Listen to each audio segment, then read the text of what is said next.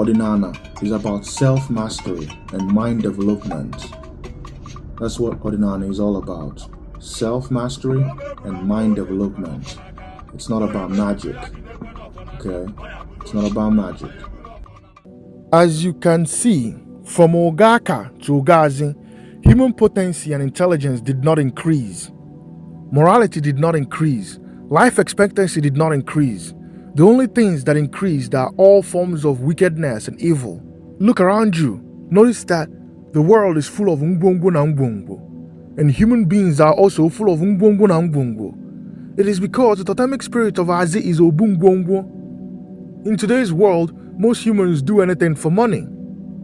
For the chosen ones of Ogazi, their minds and souls are in Aka, while their bodies are in Azi, because the body is made up of matter and it belongs to the mother. The chosen ones don't allow their mind and soul to be governed by Ngbongo. The fate of the world has already been sealed. Everything in physical existence came with a destiny. The four world ages are the most valid conclusive evidence that the physical existence was predestined. The four world ages was manifested by Ndu Shiaka in Ogaka.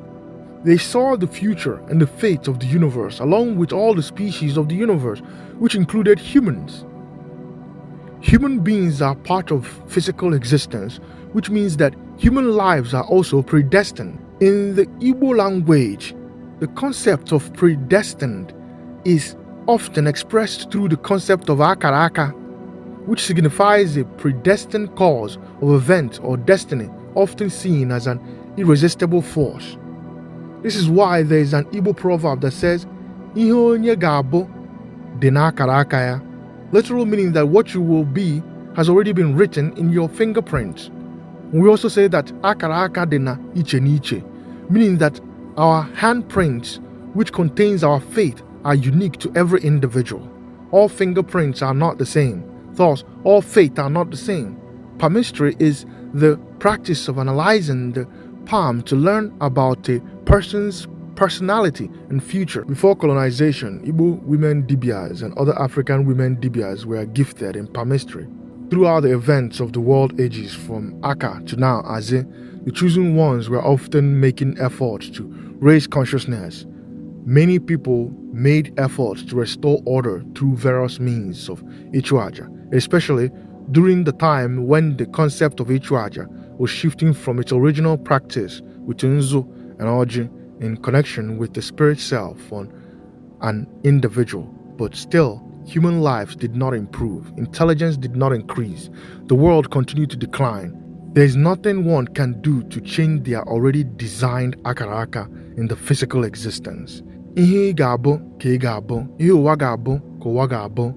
The greatest thing you can do to protect yourself is to live your life under the principles of Onofo Ma'ach. Even the Ogazi solar wizards of the Masonic Atlantis are fully aware of this fact. This is why they hijack consciousness. This is why they create the concept of transhumanism, but they can only delay or hold on to a fate for a little bit. They can never ever stop the predestination of the universe.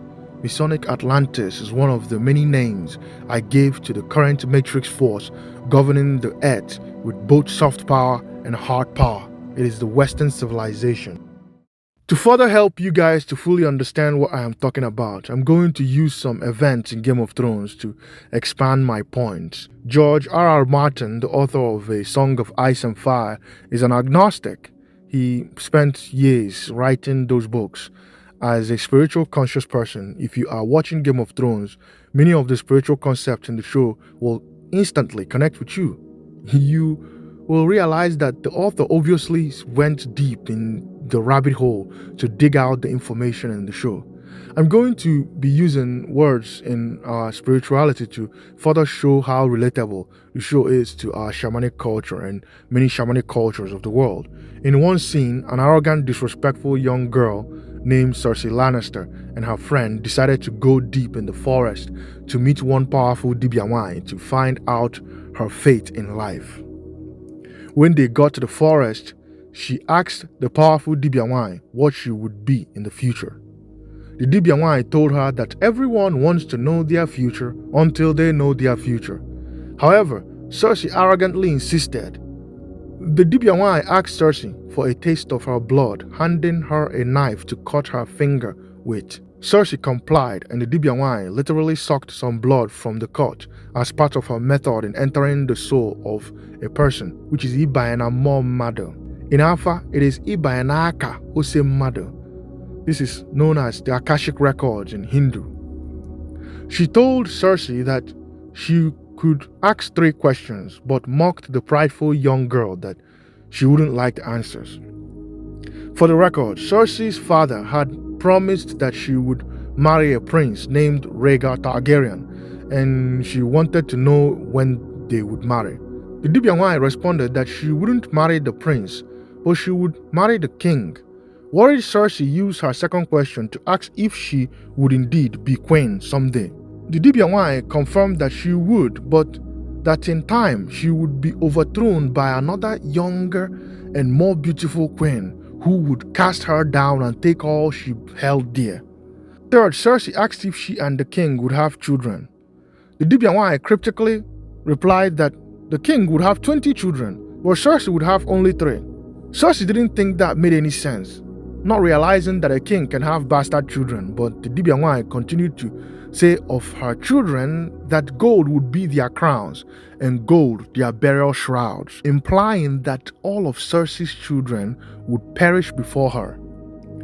And throughout the show, the 3 revelations that was found in the destiny of Cersei all happened to her, and she did many drastic things to stop and delay her fate, but all of them still happened to her. In another scene, another powerful Dibia named Melisandre was confronted by a young girl named Aya. The Dibia held the face of Aya. Looking into her eyes, she told her, "I see a darkness in you. In that darkness, eyes staring back at me. Both blue eyes, brown eyes, green eyes. Eyes you will shut forever." From looking into the eyes of Aya, the Dibia was able to see her destiny in life, and this destiny all happened throughout the show. Melisandre is a priestess, an Ezawai of the Lord of Lights, and she strongly believes in the prophecy of Azor Ahai, a hero who will bring dawn and defeat the darkness, the prince that was promised. Because of this prophecy, she aligns herself with anyone she feels is the prince that was promised. Even as Melisandre was a very powerful Ezawai, she was still not of Charafancha or Mecharafancha, because human beings don't have the power to change the prophecy of the universe. We can only align ourselves with All-Four in order to have a peaceful transition. While the faith of a person can't be changed, some people believe that it can be delayed or reshaped. However, the fact still remains that no matter how you bend a spoon, it will still remain a spoon. No matter how you cut onions, it will still be called onions. After the death of Robert Baratheon, his brother Stannis Baratheon decided to raise an army to conquer King's Landing, with Melisandre as his Ezawai, telling him that he is the one. The Ezawai thought that Stannis was the hero of the prophecy. As powerful as she is, she was so sure that Stannis was the one. After doing many rituals along with human sacrifice, as well as giving birth to a demon that terminated Stannis' junior brother who was his enemy, still in the end Stannis and his military were all wiped out of existence. This entire event proves that all the rituals done by the Ezawani were all meaningless and pointless to the fate of an individual.